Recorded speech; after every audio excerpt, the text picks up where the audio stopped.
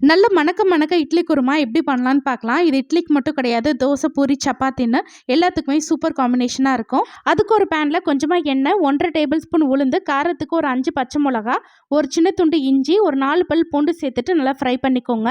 இது கூடவே 1 ஸ்பூன் சீரகம், 1/2 ஸ்பூன் சோம்பு, 1 டேபிள் ஸ்பூன் பொட்டுக்கடலை, 1 கப் துருவன தேங்காய் சேர்த்துட்டு 1 நிமிஷம் மட்டும் லைட்டாக வறுத்துட்டு இப்போ அடுப்பு ஆஃப் பண்ணிடுங்க.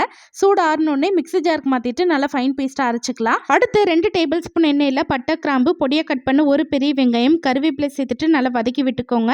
இது கூடவே கட் பண்ண ஒரு பெரிய தக்காளி, 1/2 டீஸ்பூன் மஞ்சள் தூள், தேவையான உப்பு சேர்த்துட்டு தக்காளி நல்லா வதங்கினோடனே 2 மீடியம் சைஸ் உருளைக்கிழங்க வேக வச்சு மசிச்சு வச்சுருக்கேன், அது இது கூட சேர்த்துட்டு நல்லா கலந்து விட்டுக்கலாம்.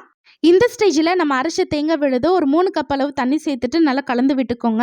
மீடியம் ஃப்ளேமில் ஒரு 4 நிமிஷம் நல்லா கொதிக்க விடுங்க. இப்போ நல்லா திக்காயிடுச்சு. லாஸ்ட்டாக பொடியை கட் பண்ண கொத்தமல்லி சேர்த்து கலந்துட்டிங்கன்னா சூப்பரான இட்லி குருமா ரெடி. கண்டிப்பாக ட்ரை பண்ணி பாருங்கள்.